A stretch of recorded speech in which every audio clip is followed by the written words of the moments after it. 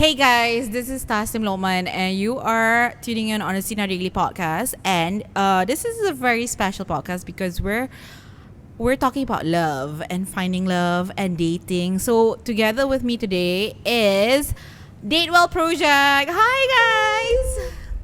Hi. Thanks for having us here. Okay, first introduce yourself. You are? So I'm Izzy, or Izati, Izzy nama glamour lah. Okay, Right? okay. So I'm a clinical psychologist, and at Datewell I'm a matchmaker. Okay. Yeah. So Okay. Easy from Perfect Match. Yes. Oh my god. Love is blind, right?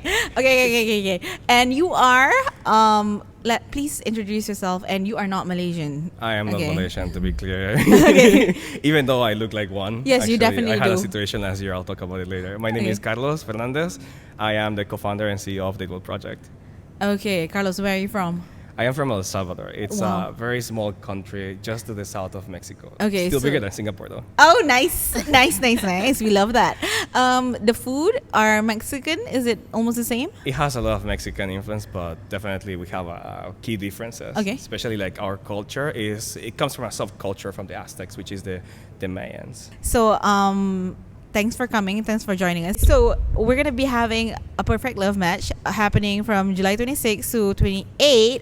And Perfect Love Match will be played, and the event will take place on July 28, a Sunday.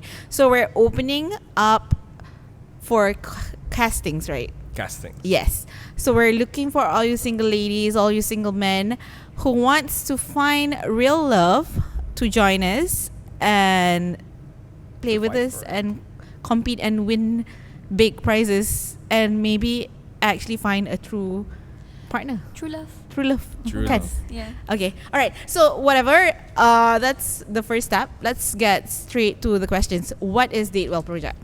Datewell Project is a dating agency that is striving for healthy relationships and friendships in Malaysia and potentially all across the region. Okay. We offer services around speed dating events for making new friends, webinars, support groups as well. And then we're also expanding to have our premium matchmaking service that we've been testing for a whole year and now we're launching. So it's pretty much like one-on-one matchmaking.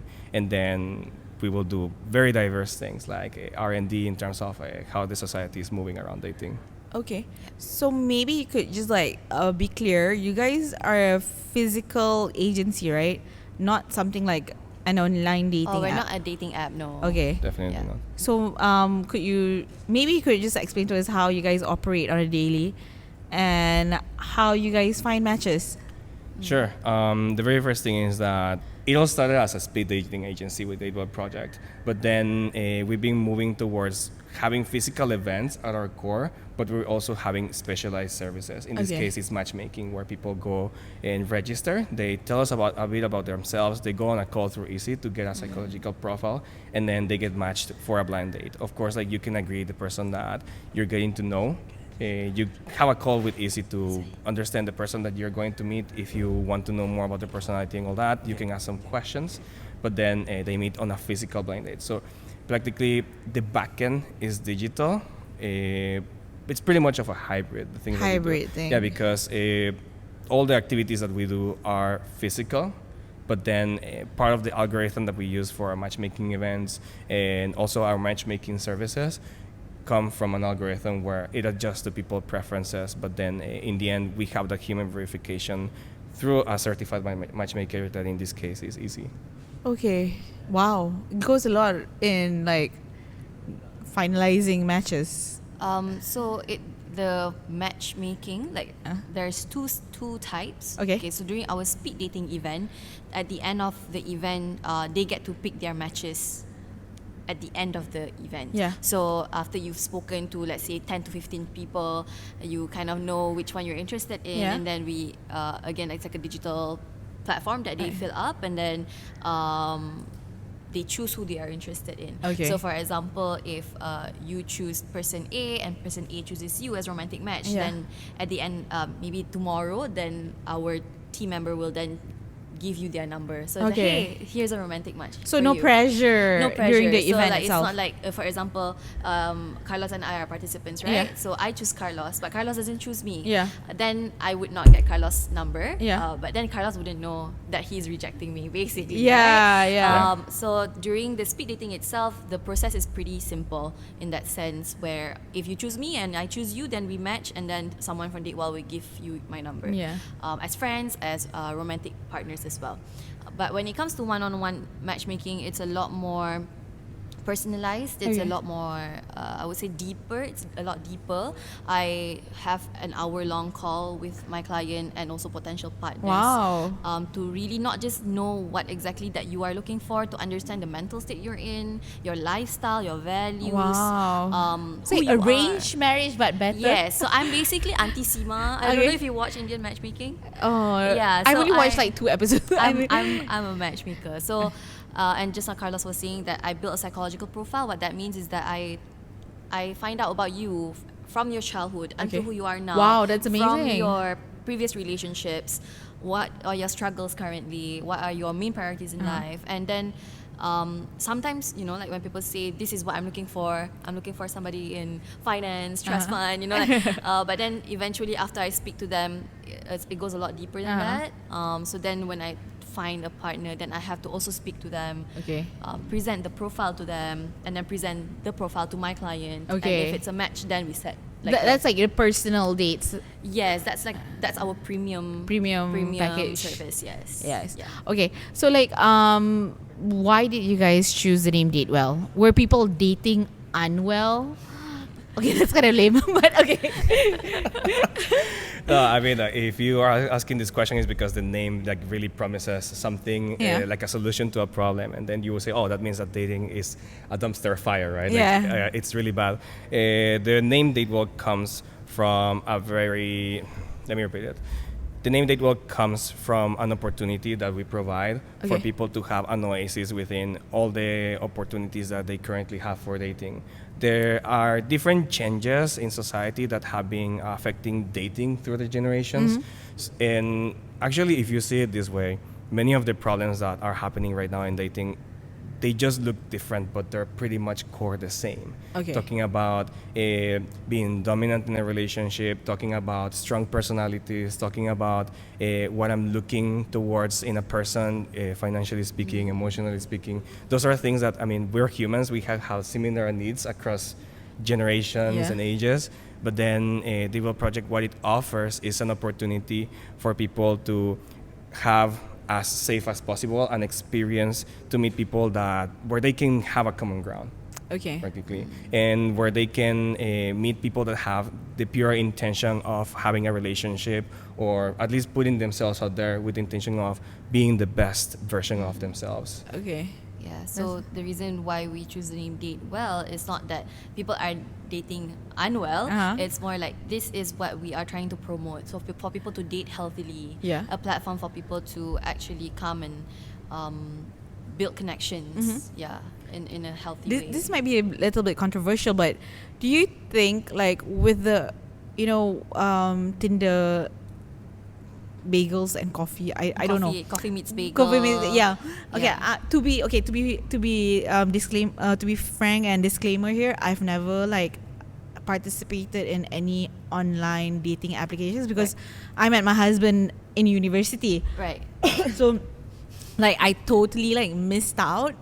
Like we were together like I think a year before Tinder came out. Like Right. so like I totally missed out the whole I'm a non-app generation kind of thing. Quite lucky, I should say. Yes, definitely very lucky. Really? Why? Yes. Why? Like sorry, okay, tell me why. Maybe you can finish your question. Okay, my yeah. question is like, do you think that brought up actually the worst in dating? Because like people went online, people went on these apps looking for one thing, because it's all based on looks, right? And we know what that thing was created for. Nobody actually expected marriage. Maybe I don't know. Okay. I don't know, but Yeah. but generally, yeah. So Carlos, you can go first. Yeah, I'll go. It's not like it brings out the worst in people. As I mentioned, there are different problems in different generations around dating, around relationships. So I think that the perspective by using dating apps have just shifted. Izzy met her husband online. I also met my girlfriend online. And it doesn't mean that our platform doesn't work or that there should be more platforms like this for relationships to happen. When I say that dating is a dumpster fire, it's just that many of the negative things are getting amplified. Yeah, true. And this is what we see, right? Because it creates gossip, it creates all this like controversy, and you get to share it more. Yeah. But what's happening in the dating apps is just that it brings out, let's call it, a different skill that you need to use, and if you're not using it intentionally with a certain perspective, you're going to fall in the trap of the eternal swiping, right, or eternal rejection, and that's why many people get exhausted from using the dating apps. Yeah. Okay. I would also say that I was on dating app for a long time. Before I actually met my husband. You meet him? You met him on? Yeah, on one of the dating apps. Yeah. So like just now, what Carlos was saying is that the problems have always been there, which means that our dating behavior has pretty much been the same, right? We are always looking at, whenever we are finding a potential partner, as always that, what can I get, what can I give, right? Because it's always that. And on a part of what we're looking for, the rewards of social exchanges or the cost of social exchanges, it can be multiple things. It could be physical, emotional, it could be material, it could be money, it could be a lot of things, right? But then when it comes to dating apps, you can't really filter based on emotional exchanges or authentic connection. So you kind of have to decide based on physical or I guess material. If you post a picture of a car, right? So then unfortunately, that is what we are forced to do on these dating apps. And then later on, only you decide whether or not they provide good enough exchange when it comes to emotional support or personality wise. So practically it's not like we're demonizing dating apps. Actually, we just had an event, our largest Muslim singles bingo, with one of the newest dating apps here in Malaysia. But then what happens is that when you are trying to just cater to a certain mindset, or that you figure out what gets you more matches, then you're going to lean towards that side. We definitely believe that, we experienced dating from dating apps, but then we had to do some adjustments, maybe like in the way that we express ourselves. What is the best picture that I can put on a dating app? That's why I say it's a skill. That's why I don't say that, it's like totally ruined or anything. I've been pretty intentional when I've been on dating apps, but then you have to find out like what gets you the best matches depending on what you're looking for. I think that when people get into a dating app and then they say, I don't match with anything, probably it's not that they suck or that they don't look good, or because we get these comments sometimes like, just look good and then you're gonna get matches. Just look good. If I look good, then I will get more matches in speed dating. This happens a lot, and I've been through those insecurities as well. But the more that you show that you're intentional, the better the opportunities for matching you have. But then how is it going to reflect on a dating app? Maybe in the way that you talk, maybe how you show yourself in a picture, but the exhaustion from some people can be so big that it makes it more difficult for you to find someone. It's kind of insane. Like being on a dating app requires a lot of skill. A lot, definitely. It's a lot more. The filtering process itself. Is a game, definitely. And it really depends on your mindset. Like, are you going to dating app to find hot people? Or are you actually going through one by one the bio and actually finding somebody who says something witty? And then, swipe right for personality, Wow. I wouldn't say it brings out the worst. It's just that we tend to do that because that's what it's presented to us. And as you want to get it as fast, it tends to oversimplify, and that's why a lot of people build this very specific lists or checklists in their mind that they end up using even in real life. This meme of like finance, trust fund, 6 feet.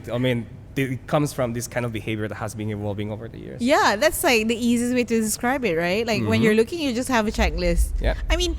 In Islam also there's like a checklist, right? Like rupa, agama, sekufu, and things like that. But you're right. Like, I think that generates more when you meet people physically. I guess you get to know the person first on the surface, and okay, that's interesting. Okay, let's talk about data and feedback. Could you share with us your top 3 key findings from organizing all these events? Right. Yeah. Sure. When we organize events or when I interview my clients for matchmaking, the number one thing that people tell me when I ask them, like, what kind of challenges have you faced, right, throughout your dating life? Number one is definitely meeting somebody with the similar mindset of them at that time. Okay. So maybe when you are 21, you just want to explore, you want to date around. But then when you're 25, you kind of want to find somebody to settle down with. But then at 25, if you find a guy who doesn't want to settle down, then you kind of have to do that dance back and forth, right? So definitely one of the challenges is that the people that they meet do not have the same intentions in dating, or the same mindset at that time. So wrong person, right time, right person, wrong time, which is why then date well in our speed dating events or even our matchmaking service. When you come into this events or when you subscribe to this service, you already know that the people you're going to meet also have the same intention as you do. Like, you don't pay like 200 ringgit, 100 ringgit to just find out somebody that maybe I will date, maybe not, like a 3 months situationship. You pay, and that's also like, a purposeful intention of you wanting to find somebody to settle down, find somebody that you could build a long-lasting relationship with, and people who are a lot more serious then would subscribe to the matchmaking service, right? Because it's a huge sum of money again. So that's number one. And then, which brings me to point number 2, when you meet a lot of people, and all of them are not really in the same wavelength or tak, like not really matching at that point in time. So you end up meeting a lot of people. And just now we mentioned a lot about emotional exhaustion. So that is definitely the second key finding. People are tired. I'm sick of dating apps. I'm sick of dating, even though they're not on dating app. Or I'm sick of being introduced by my friends. Like my friends keep on introducing me to this guy that they can vouch for, but turns out they're all the same. It's always like macam lelaki semua sama, lelaki semua sama kind of ni, right? So, so there's that emotional exhaustion, that like you have to invest time to get to know somebody. Exactly. Sometimes it lasts, if you're lucky, in 1 week you already know, this person is not for you. But more often than not, especially when you yourself don't really know what you're looking for, you invest your emotions, you invest your time, 3 months, 6 months, and then you know what?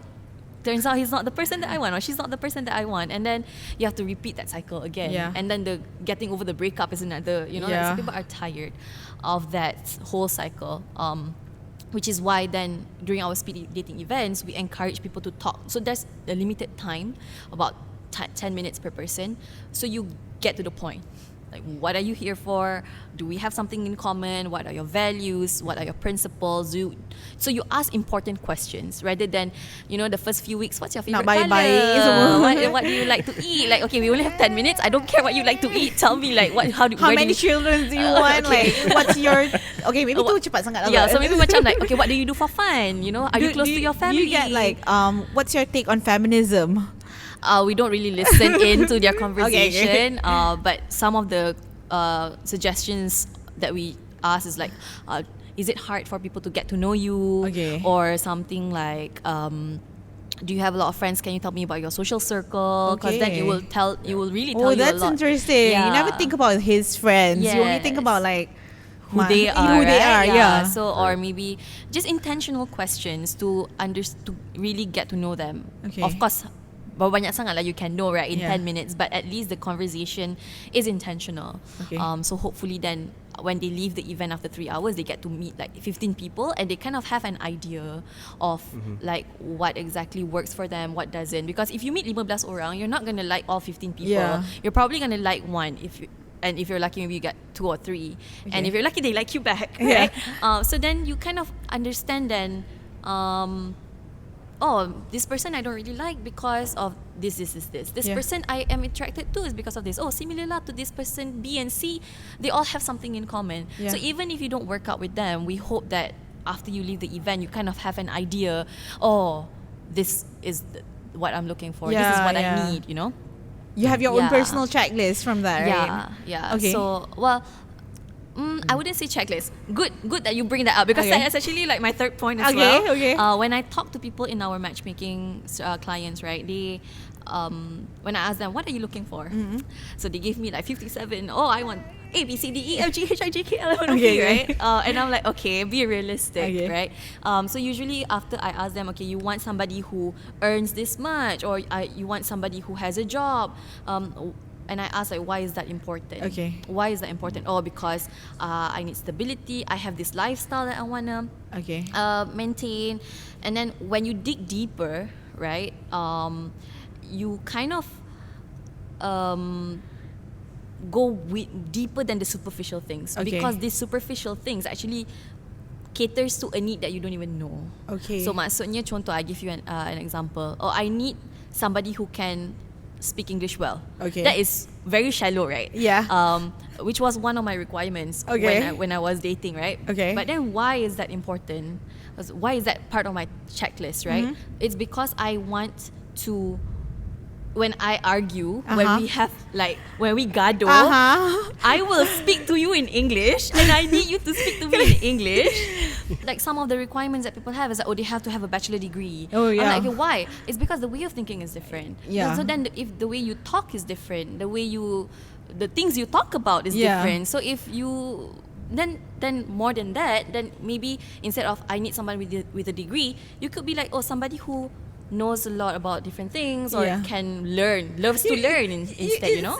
It's like even something super basic, like, I love watching reality shows, so I think some jokes are funny and he thinks other jokes are funny, and you're just like, no, that's not funny, and it's just like have an argument over what's funny. It's like not nice. So rather than the checklist, right, where at Datewell, whenever we have these clients who have like a long list, a laundry list, or whoever our speed dating clients who come and like, I'm looking for some. Usually they have that kind. I datang ni, I nak cari orang yang macam ni, macam ni. We invite them to come with curiosity and an open mind, because more often than not, what you think you want is not exactly what attracts you. And it's even scientifically proven. There are a lot of factors that can affect how you can be interested in someone. That's something that helps a lot and is very involved in speed dating as well. It's scientifically proven that things like even the environment, the music, how you're dressed and how you feel that day can affect on how you're doing matches. And something that I see a lot in online dating, and people bring that online dating mindset to our events sometimes, and that's why we talk to them, is that they come and they say, they need to look like this, their shape must be like this, in the case of the men looking at women, or their salary must be like this, or they don't have to have this kind of profession because X, Y, Z. It all boils down to how interesting is this person? How is your connection with this person? More than, I don't like this person because because she's blonde. Because he doesn't earn 20,000 but he earns 18, kind of stuff. We have people that are very specific in things like what they ask for.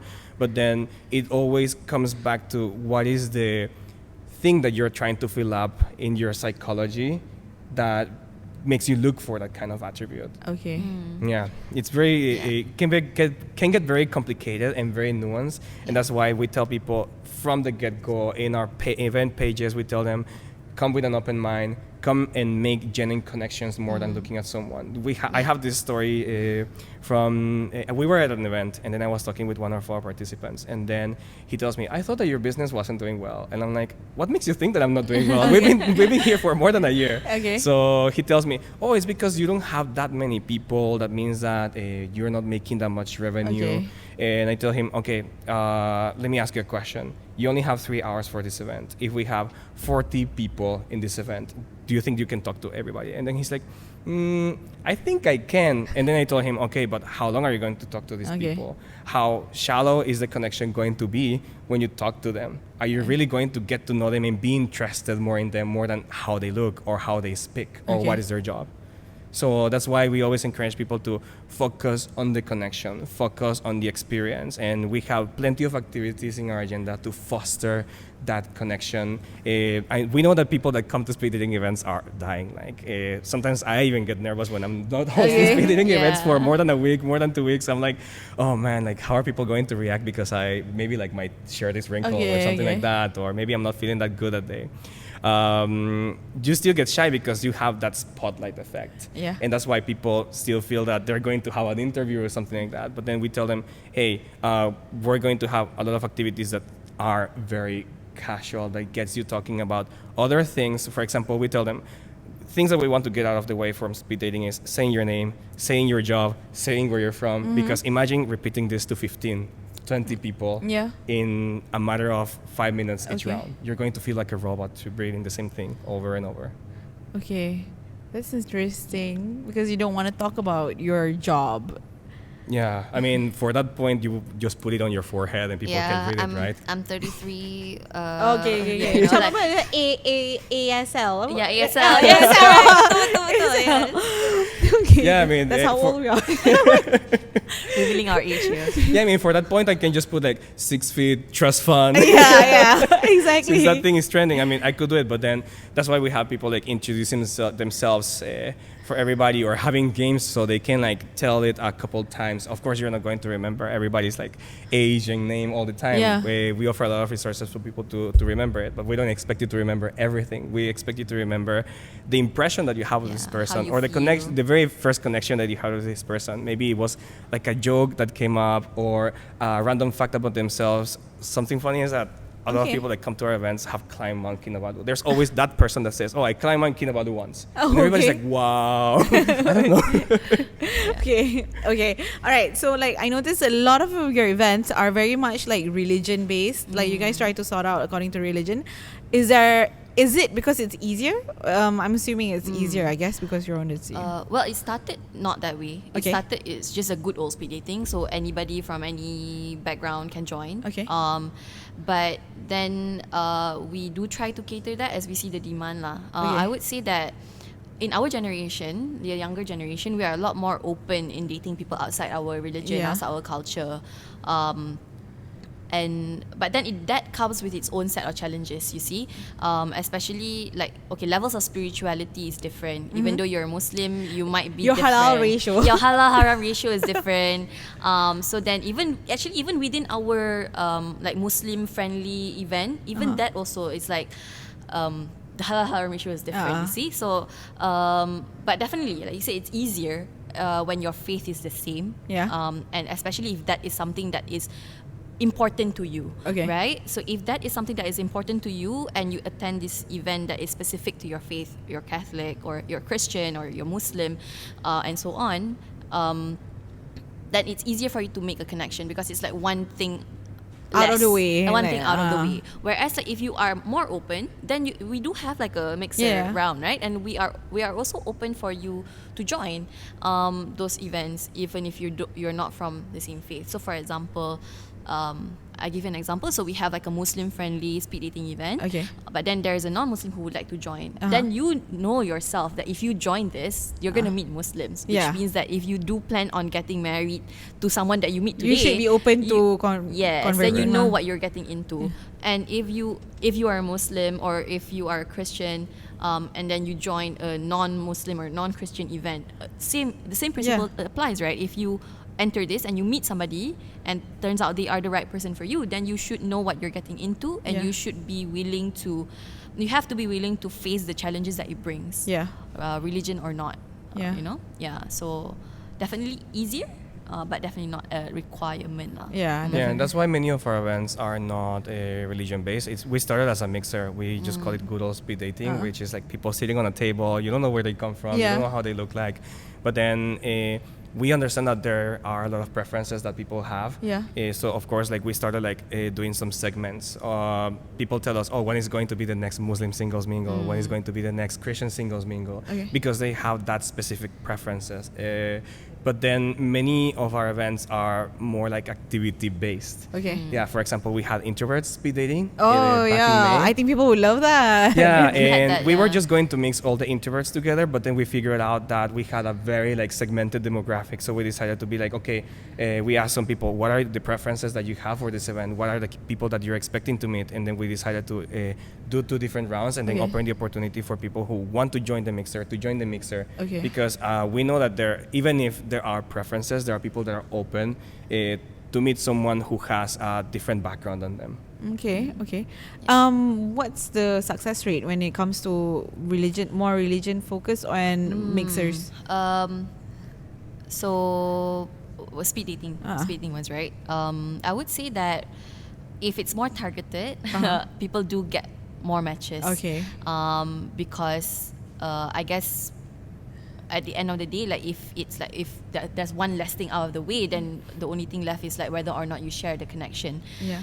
Whereas if it's like a mixer, sometimes it's like, oh, I do have a connection with you, but I get worried because okay. you know, like I still have this to consider. So I choose him, he doesn't choose me, or he choose me, I don't choose him. I would say that. But then in all of our speed dating event, regardless faith-based or not, most people leave with at least a friendship match lah. So they Okay. do make friends at least.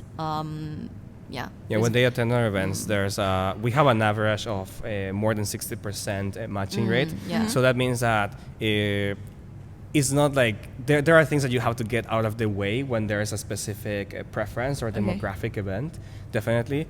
But then it's more about like the people that we bring into and how we foster their connections. For example, the activities that we do for introvert speed dating are very different from the ones that we do in a Muslim singles mingle, for example. It's just that no, never mind. Yeah. it just left my mind. Yeah, so I would say like kalau macam in a speed dating event, there's 30 people that comes. Usually maybe about 3 or 4 people yang tak ada match langsung. Oh, wow. So at least like 25 of them would leave with at least one friend. If Okay. not a romantic match. Romantic match is quite rare, I would say. Okay. Because people do, even though there's a connection, they want to start with friends first, right? Rather than saying, oh, I'm interested in you romantically. So when they match romantically, it's even more special because like, oh yes, there's that spark over there, you know? Yeah. Yeah, and we also understand that there are like nuances to being a romantic match. Of course, like you don't know the person, all this, and people rather take a safer bet in terms of like getting to know a person. I come from a very like different cultural background. Okay. And then this is something that I noticed is that people really like to take it slower in Asia. So they Oh, really? rather, for example, when we hosted our first when we hosted our first event for making friends, people loved it because they feel that there's so much less pressure than coming to speed dating. This doesn't mean that speed dating is like, actually, it's not different at all. It's pretty much the same. It's just the mindset that people put to it. Like, oh, if I get out of here and then I don't get any matches, I'm like, how am I going to feel? There's Yeah. like a more.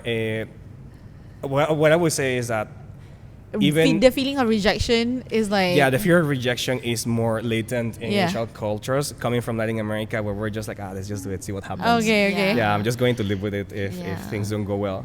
I think saving face is also like Saving face jatuh is air something. muka kind Yeah. of thing. You know, it's very Yeah. prominent in our culture lah. My God. So if we offer that opportunity, it increases the matching rate because people want to take it slower. We understand that people can feel very affected by the blow of a certain kind of match, or that they could feel some sort of pressure. Oh, it's romantic match, and now I need to make it happen, kind of thing. We don't want to force love to happen. We want it to happen as fast as possible. Okay. Yeah, we just want it to be on a pace that you feel comfortable with and that makes you happy. Most importantly, I think that if people are happy with the relationships that they have, either it's friends, either it's a relationship, we're more than happy for them to participate. Okay, since you guys are like love matches, right? Okay, you guys are love matches. So in February, the data showed that Malaysia is the 3rd most single country in the region, like Southeast Asia region. Right. quite sad. Yeah. I mean, I don't Not know. shocked lah. But really, like, is there really a lot of single people in the world? I mean, I don't know, in Malaysia. Do you like, not know a lot of single people? I know. I A lot of single know people, a lot yeah. of single people. So- Yeah, I do. I do.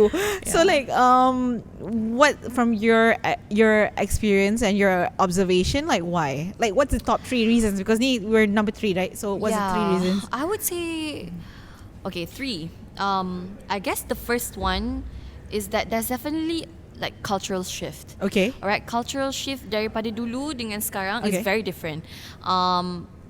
Like relationship is not viewed as something that is as important anymore. Yeah, true. Because like people dulu they get into relationship because they want to get married. Yeah. Because again, like social exchange, right? I get something out of it. Yeah.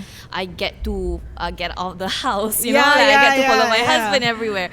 But now I already can do that. Yeah. Right. And even for men, it's like back then it's like I'm the sole breadwinner and things like that. So now it's like they are looking for partnership. Yes. So it's different. The expectation to date is different, which means that the requirement to date is a lot more. Yeah. Makes it harder to date. Yeah. And speaking as a woman myself, like macam dulu macam zaman ini I Yeah. like macam I need to learn how to cook, I need to learn how to take care of my household, and then I'll find a good husband. Yeah. But now I wanna travel the world first. I wanna Yeah. get this much money first. I wanna study My first, career. my career. So which is completely valid. Like Yeah. it's a completely different world now. And dating is not a priority anymore. Yeah. Yeah. If it happens, it happens. I don't have time. Yeah. And which then connects to the second reason, I think. The economy is booming. Yeah. There's a lot more opportunity for people. So urbanization is one thing. People are definitely achieving things now. So there's no time. If I go to work 9 to 5 and then I balik rumah, I have to go to the gym, right? And then on the weekend I have my yoga classes, Yeah. and then I go karting, and then I go play tennis, and then on Sunday I have my therapy. Yeah. I go for my mindfulness retreat with my friends. I don't have time for a boyfriend. Yeah. The third one, technology. Technology, Yes, there okay. you go. Yeah, it's like in my head. Technology. I think we spoke about this a lot. Having these technology advancements has shifted the way we date. A lot.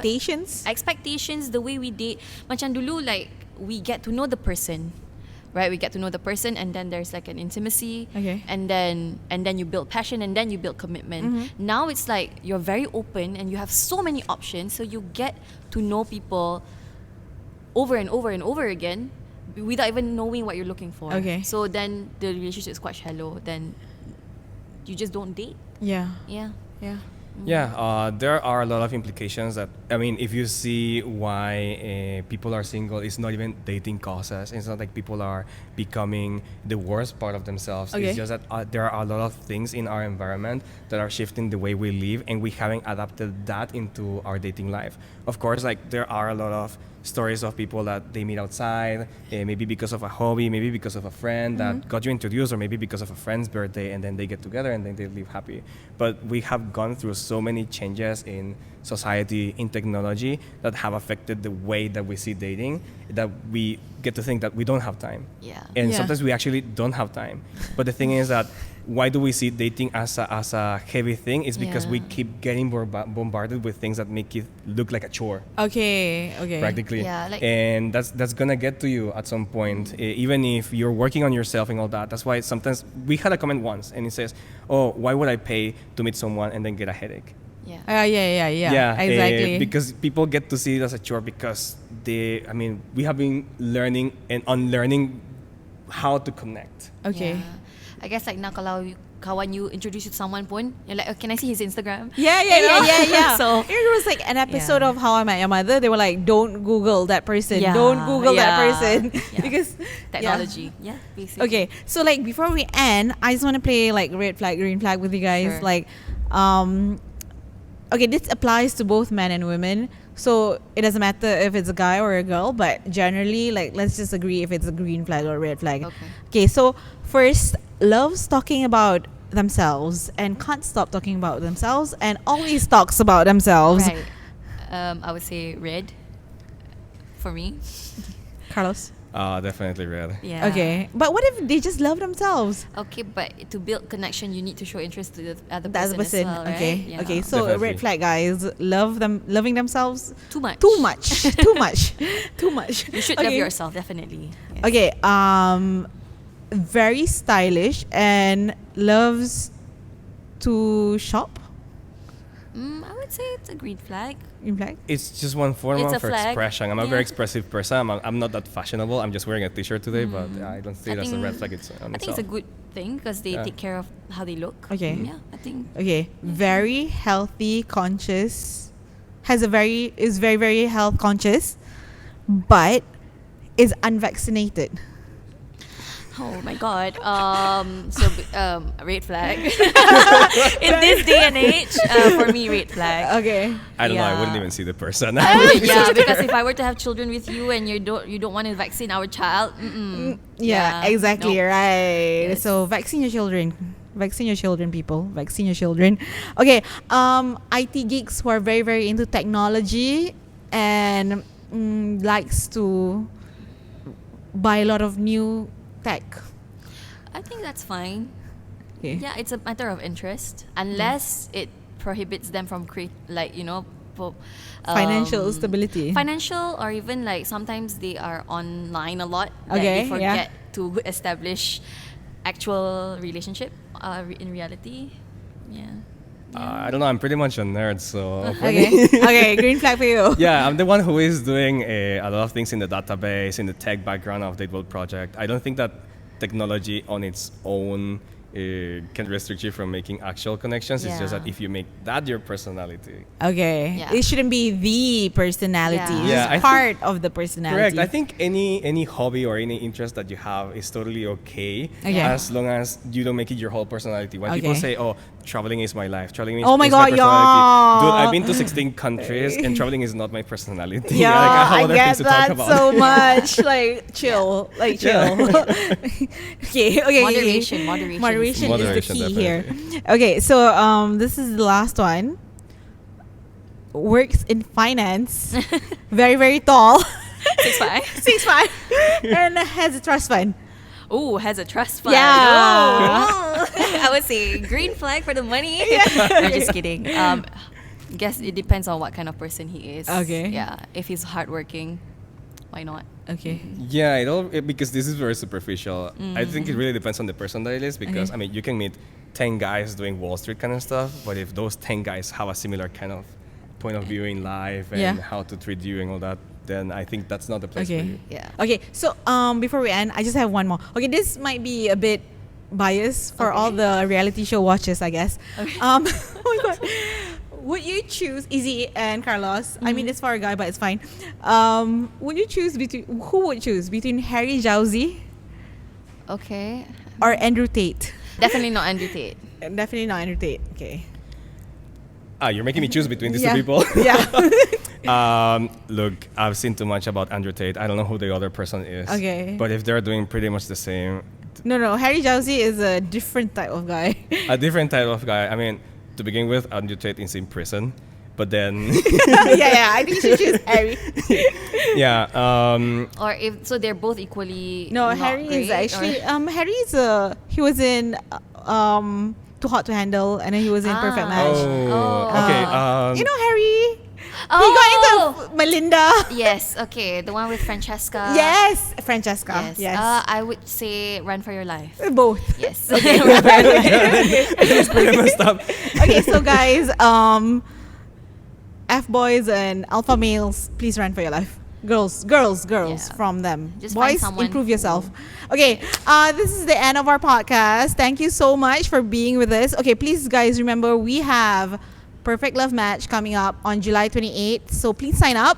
Yes. They will be vetting your qualifications, requirements. Yeah, we'll just look at you Yeah. and judge you, basically. Yes, the judges. And Just kidding. yeah, you can find out more stuff on sinardaily.my and also Datewell Project.